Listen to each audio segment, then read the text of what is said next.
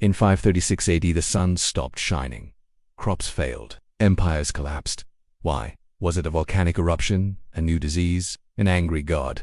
This is the story of what happened when the sky went dark. I'm here to tell you about the worst year in history. It's the title of a book written by a historian. He says that 536 was the worst year, not just because of the cold or the hunger, but because of how much the world changed that year. Most people had never heard of 536 before this book came out, but it was one of the most dramatic years ever. In 536, the sun stopped shining. The year began like any other. Emperor Justinian was trying to conquer the old Roman Empire in the west. People were building new churches in Constantinople. In the east, the Buddhist monk Bodhiruchi was copying scriptures in a cave in Afghanistan. A few months into the year, an invisible wall of fog rolled across Europe and Asia. For 18 months, people could barely see the sun. When they did, it looked like a weak candle flame.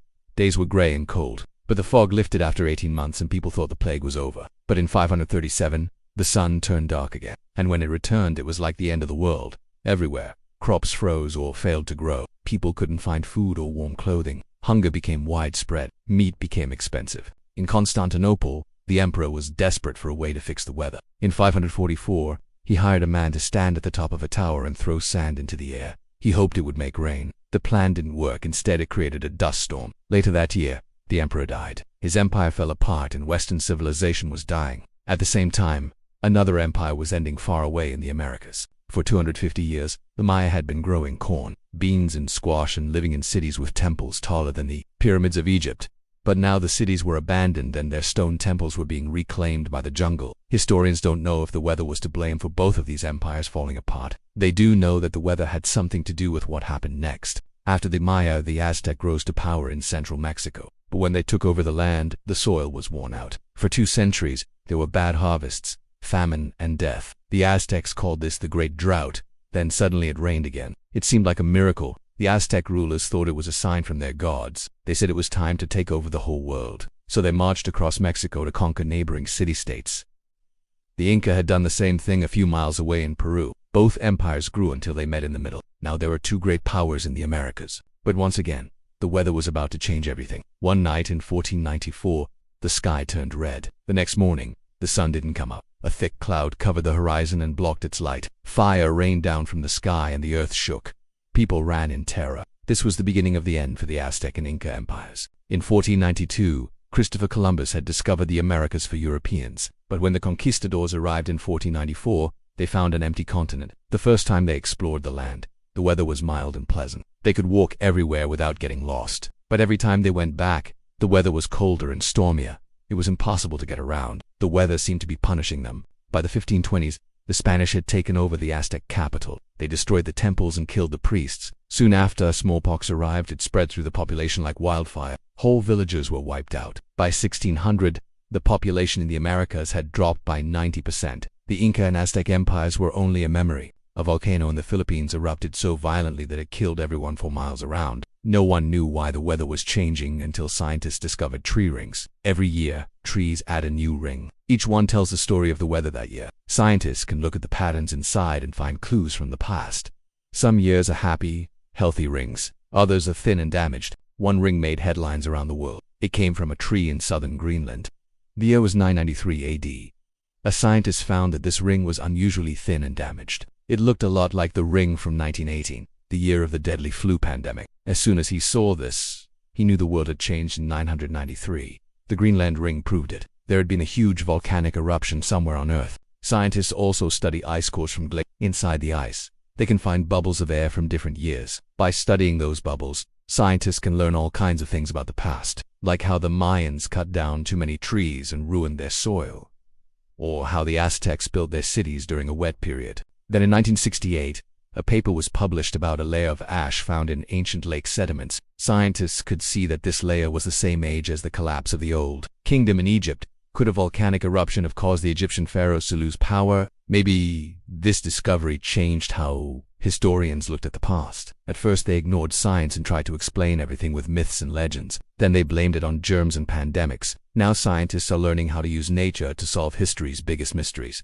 So how did we go from thinking the world was cursed to learning how to read nature's clues? Well, let me tell you about the year without a summer. It happened in 1815. Mount Tambora exploded in Indonesia. It was the largest eruption in human history. Huge clouds of ash blotted out the sun. Rain poured down. Crops froze. People couldn't find food. Around the world, prices doubled, then tripled. People sold their houses and businesses to buy food. Brothers and sisters sold each other into slavery. Cannibals dug up graves to eat the dead. Within 5 years, 80,000 people were dead. Here's the craziest part. Some parts of the world had a second winter in 1816. Everyone was trapped inside.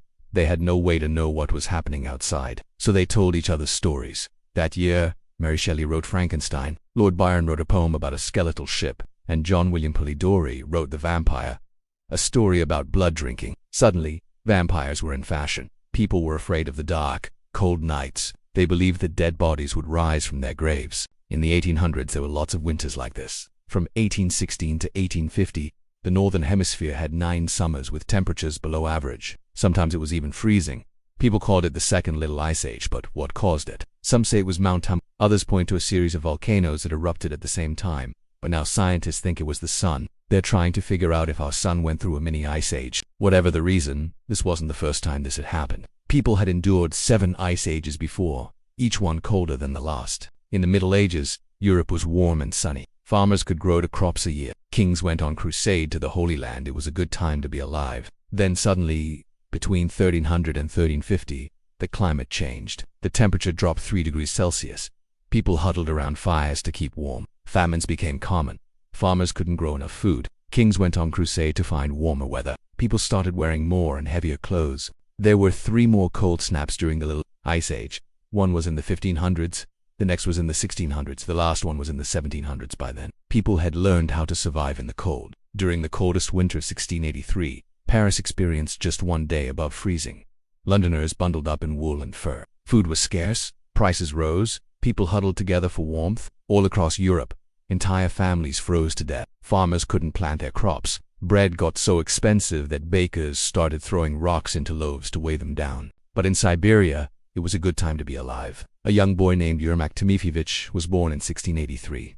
When he grew up, he led Cossack armies across Siberia to conquer the land for the Russians. In China, a Ming emperor ordered his best scientists to build him giant hot springs. But outside, the weather grew colder. Finally, the emperor gave up and moved his court to a warmer palace. In India, farmers kept planting rice even though it wouldn't grow. Their fields became deserts. They packed up and walked away. And in Japan, an emperor was so desperate to find warmer weather, he sent his army to conquer Korea. Everyone was looking for answers, but no one knew what was causing the Little Ice Age. Today, scientists say it may have been a series of small changes in the sun. When the temperature dropped, some parts of the world got wetter. Then came the Dust Bowl of the 1930s. For 100 years, farmers had been plowing up the Great Plains in the United States. They planted wheat, corn, and vegetables. Then a drought came. The crops died. The wind blew the soil into giant dust clouds. Families had to abandon their farms and move away. Thousands of people traveled across America looking for a better life. It was the largest migration in U.S. history. Now, let's talk about how weather shifted civilizations. Weather is important to all life on Earth. If it gets too hot or too cold, people can die. If there's too much rain, homes can flood. If there isn't enough rain, crops will fail. People might starve. Weather affects where we live, how we farm, the jobs we have, how many people are born and how many people die. Weather is history's hidden author. It's always there, affecting everything. Sometimes the weather stays the same for a long time. It seems like we can predict what will happen tomorrow, next week, next month. But sometimes the weather changes. New diseases appear. People die. Entire civilizations disappear. In the past, people didn't understand why this happened. They blamed angry gods or evil spirits. Then they started building temples to worship the weather. In Greece, people prayed to Zeus.